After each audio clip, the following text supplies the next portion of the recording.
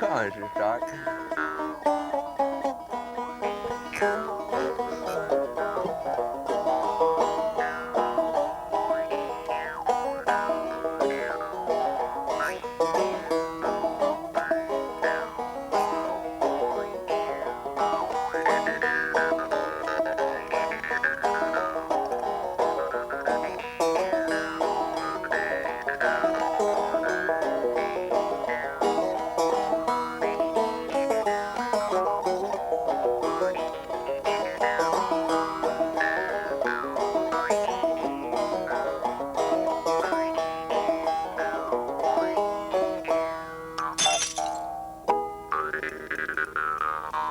Hey, and welcome to another edition of the Mr. Stock and Mr. Poe Show. Thank you, Mr. Poe. Oh. Okay, there's Mr. Poe there, and welcome to the program. And thank you, Mr. Stock. are we ready to go? I don't know. I'm kind of, well, I feel like it's in the middle of the night for me, because as you know, I just flew back from Los Angeles, Mr. Stock, so I don't really know where I am. That's right, I'm in a different time zone. Of course. Where am I? It's 7 p.m. in the evening, everybody knows that, but see, Mr. Poe just flew in yesterday from his other home in L.A. because he's a professional actor. Did you get any professional acting work while you were in LA? yeah, sure. Oh, yeah? All kinds of stuff. Oh, okay. Well, we'll just have to wait and watch him on TV. What? They don't have to wait to watch me on TV, Mr. Stock. I'm here right now. Well, They're watching me as we speak. This is the real you. See, we don't see you acting now. This is how he's really this goofy guy. Pretty close to the real me, yes. Oh, but while we're talking about you, Mr. Poe, exaggeration. Yes. I don't know. I want to apologize to you because in past weeks I've been a little bit upset with your antics on the show, and I realize while watching the show sometimes that your antics is what makes this show unique. Yeah, so, that's okay, Mr. Stock. I don't mind. Yeah, that's me. Ow. What is that? Ow. Okay, well... No, see my T-shirt, Mr. Stock? That kind of fits, see? No, what's it say? Did you ever feel like a fire hydrant and all your friends were dogs? And you're kind of like a dog, Mr. Stock. And I'm the and fire you're the hydrant. No, I could understand that. No, it's okay. I don't mind you being mean to me, Mr. Stock. It's part of the show, but just don't be quite so oppressive and boorish. Okay, well, you can do what you want. And I also realize that some jokes, you repeat jokes all the time. Every week he says the same jokes, and I realize it's because most people don't watch the show every week, and he has to say them over and over again. To make sure they get it. Say they're boring to me, but to you they might be fresh. What joke are you talking about? Well, what joke was that?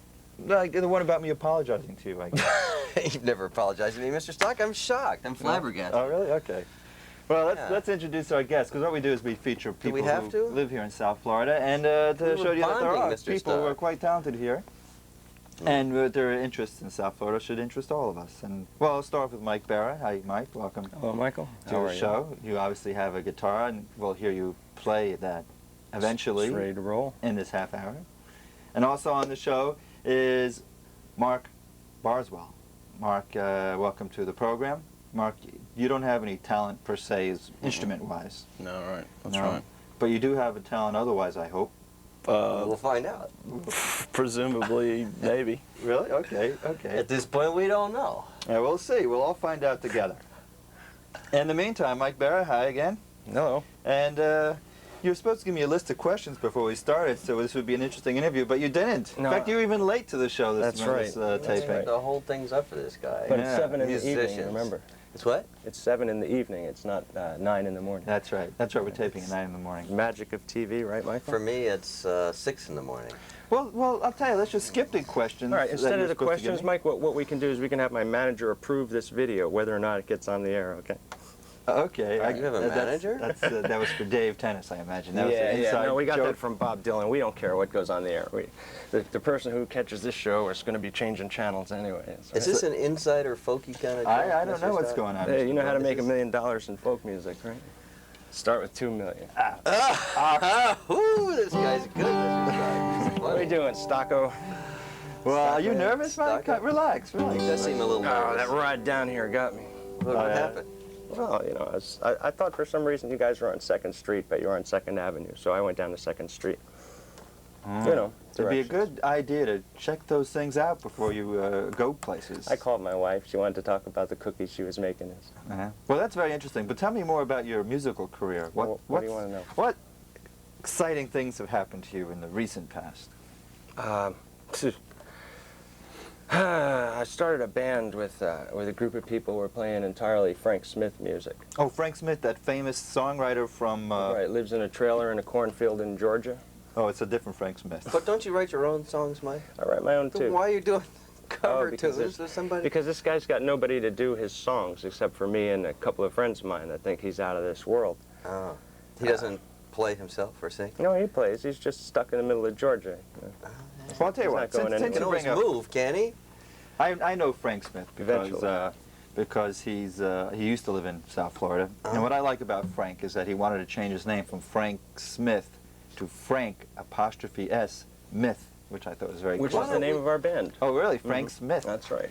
Okay. Why don't we just have Frank Smith on the show, Mr. Stuck? Well, because he's in the middle of Georgia in a cornfield. So we got a guy doing all his songs. The next best thing, Mike Barry, well, do a Frank Smith. You remember that time Frank came up to you and you played one of his songs on the air and he said, "Where's my royalties?"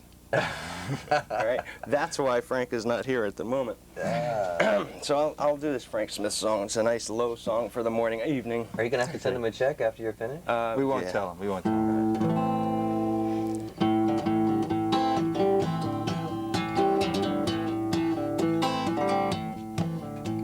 When roaches get brains, maybe they'll be careful about what's going down the drain. When the flies get to the moon, they'll maybe see our footprints, maybe all that's left of us soon. When fishes float at the top, the miracle of life might stop from the stream. But don't worry, when roaches get brains, it'll be a better place for roaches.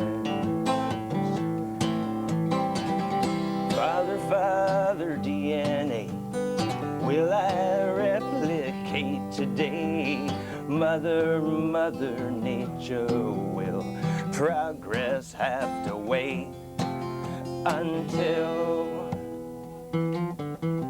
when roaches get brains? Looking at this thing, but don't get too close, might be contaminated. Hold your nose, wash behind your ears, burn your clothes, bring out your dead. Bring out your dead. It ain't your business to complain. Maybe you waste a lot of time before going insane. You got yours and I got mine. Nobody's perfect all the time, but he's way ahead of the game. And it bothers me all the same where he's from, what it becomes. Father, DNA, will I replicate today? Mother Nature, will progress have to wait until get brains? Maybe they'll be careful about what's going down the drain. When the flies get to the moon, they'll maybe see our footprints, maybe all that's left of us soon. When fishes float at the top, the miracle of life might stop from the stream. But don't worry, when roaches get brains, it'll be a better place for roaches.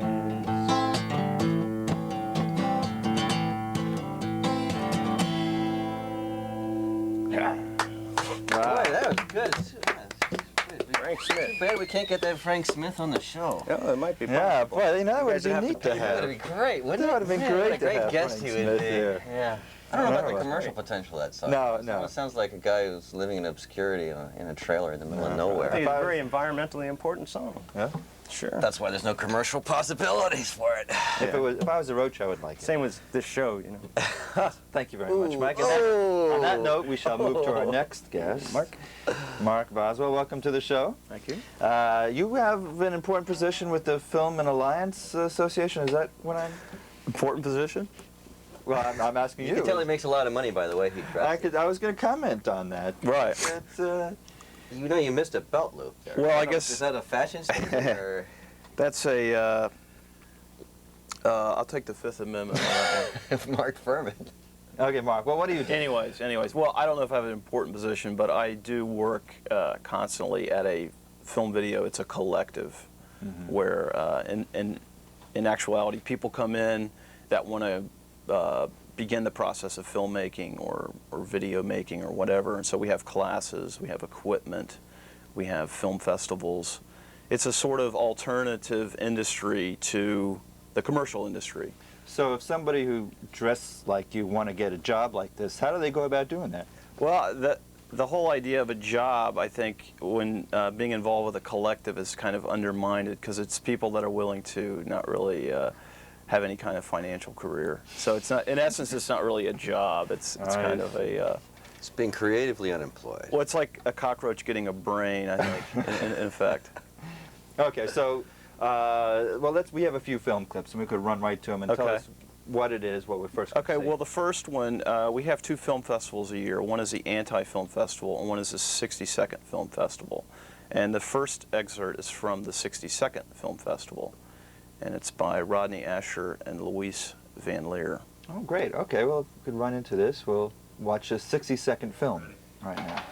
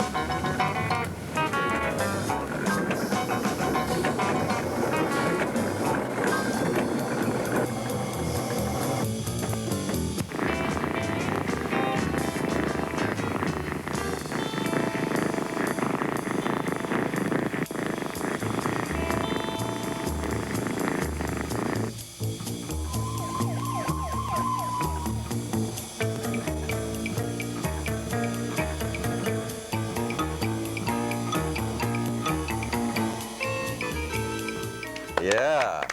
All right. I just want to make it sure that by no way do we advocate the use of donuts here at the cable tap. Man, that was good. That was good. That was very interesting. That's a potential Steven Spielberg right there. Was it a political statement?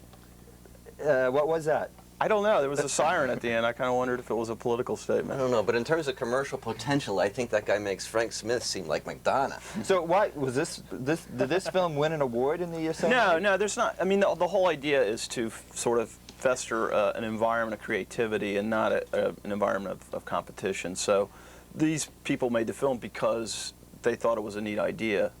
And it's kind of a shared experience. I mean, it sounds a little bit idealistic. Maybe there is competition going on. So this film was made for the competition. It wasn't a film that was entered in the competition. There was a competition and the film was made. No, it was entered in the festival. The festival itself is a sort of non-competitive festival, meaning that everybody, if they have this desire, should go out and fulfill it and show it. And that is the sort of theory behind these festivals. Okay. What's this? Whoa. What did it mean? Because I think that film went a little over our heads. Did you get it, Mr. Yeah, Stark? sure I do. What I got did it. Tell me. It was a donut manufacturer's little propaganda plug into our cable tap TV. Commercial, huh? Anyway, we have that another. wasn't allowed on this show. We have another video. What's this? You're not gonna Okay, this is by two gentlemen, B. Scherer and Jose Izaza, who are longtime members of the Alliance for Media Arts, and they have sampled various classic violent scenes from noir and gangster films, and they assembled them in an order by pulling the titles out of a hat in much ways that the Dadaists did when creating a poem. And back in the 1920s, when Andre Breton, the leader of the Surrealist movement, found out about this, he said, "That's not a poem, that's a party trick." So this is Party Trick. Okay, well, that sounds great. No violent scenes, though. No.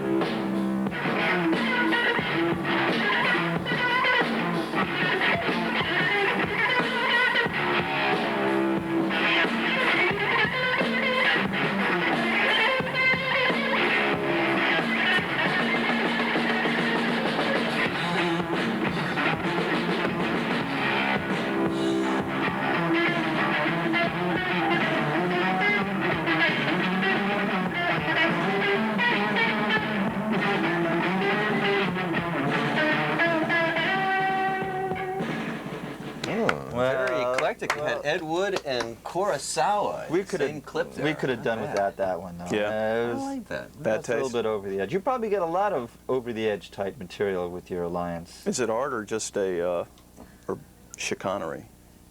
It's a party trick.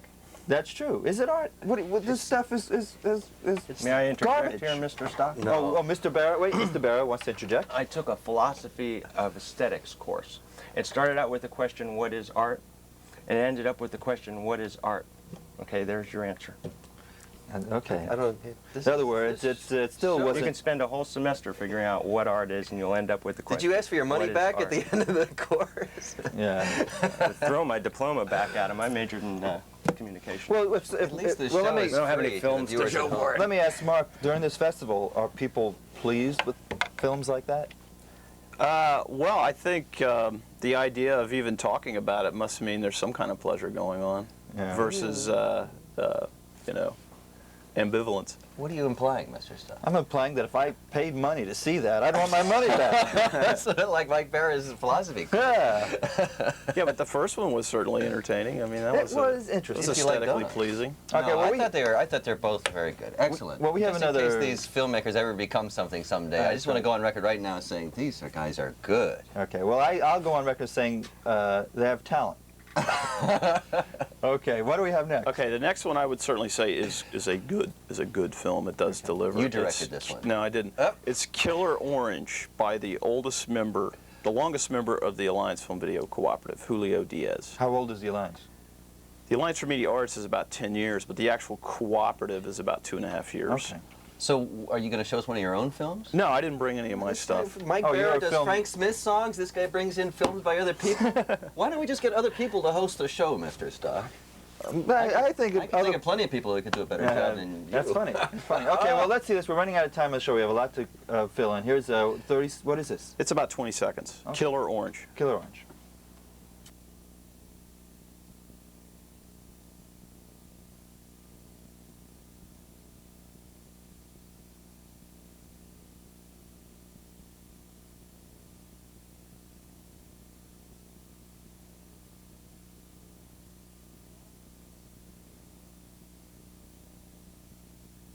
Hey, that was great. Okay, Killer Orange. Well, so there are. Something wrong with the sound in that movie? And it was No, what's wrong with the color? It's your ears. It's a new thing. Where was the silent film. color? You need Well, can we? Let Can him we speak, Mr. Stock. you need to hear the concepts instead of seeing the. oh, so I'm glad I let him speak. That was important. That was. That was important. Yes. And you do also do, this is from the 1 Minute Festival, and you also do an anti-film festival. Right. So these must be really bad films if they're anti-film. Well, okay, it's not anti-high, that's always a question, it's an important question. It's not anti-film. We're not against film, we're against the idea of a film festival being a marketplace for budding capitalist Hollywood schwein. So these are films for people who basically got rejected from real film festivals. People that have been rejected, I think, in some way or another. So it's a sort of mother, girlfriends. It's bitterness. It's bitterness assembled under the auspice of creativity. And when all these bitter people get together for this film festival, there's a camaraderie there that makes everybody happy. It's not a bitter festival. You mean drinking?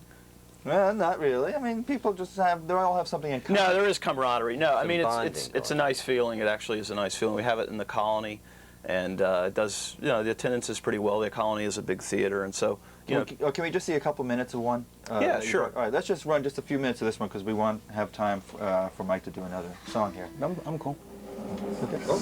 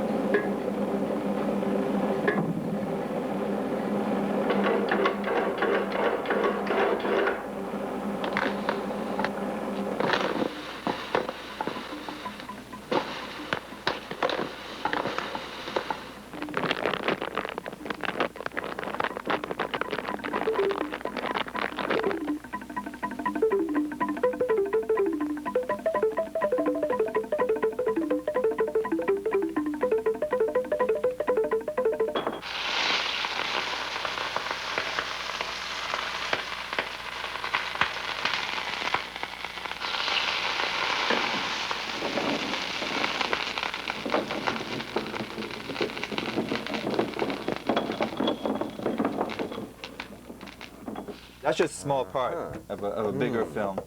Well, I like that. Did you like that Yeah, one? it was that. And if it wasn't for the Alliance Film Association, where else can you see a film like that? You can't see things like that around here, so... Really? So you can't see My it? job is valid. And he's a legitimate cinematographer, Mr. Are you? Are you really? Yes, he is. Legitimate? You're a professional person in this I film. have worked on a film where he was the cinematographer. Really? That, to me, makes him fairly legit. If he's professional, that means I'm professional. Yeah. If you're both professional, I'm leaving. Yeah. Well, if people are interested in the Film Alliance, how can they contact you? Well, we have a telephone number, 538-8242. Okay. All right, well, be prepared for a slew of phone calls. The film we worked on, it had dialogue, it was in color. Who cares about what you do, Mr. Poe? It's just kind of more like a Had real film. cheese in it, too. Had cheese, lots of cheese. Oh, you did the cheese thing? Oh, I enjoyed that. No, I didn't do it. I was a technician. Weren't you the cinematographer? Okay, listen, enough talking about you, Mr. Yes, he was the Poe. DP. Enough Right? talking about you. We have another guest. Yes, he's being modest. Okay, Mr. All right. Mike, I want to hear you do an original tune. You do. How much time you got? How much time do we have? Just a few minutes, I imagine. Well, I just wrote one. What did you write? It happens to be right here. I want you to turn this page for me. Yeah, Right? Phil, you were Read inspired along by the with me. films. Read along with me and turn it over. The Killer Orange. Turn it over. Yeah. Okay, we're gonna start here. This is a very long song, so you guys might run over. All right, so maybe we'll just say goodbye right now, and then you could just, and if it doesn't end by the end of the show, we'll come back. All right. But in the meantime, this has been the Mr. Come back Stock on and the Mr. next show Poe and show. finish it. We'll find out during the next show what this thing means. I don't know what it means, but we'll keep it for one more show, next All right. week's show, so we can find out why Mr. Poe has this little thing here. In the Yes. meantime, Mike Barra, thanks for tuning in. Mike Barra, let's hear the song. That's good. Gosh, I can't remember his lyrics. What's the moon done now? Something about a train and a car stuck on a track in the hard Georgia rain. Chain gang doing road work, mistakes were in cars, like there's tires in a crossing where there should have been asphalt, and a red eye split the night wide open at the seams as he came around right on schedule and put an end to his dreams. And the moon just watched it happen from back behind a cloud, heard the thunder clap, and what's the moon done now?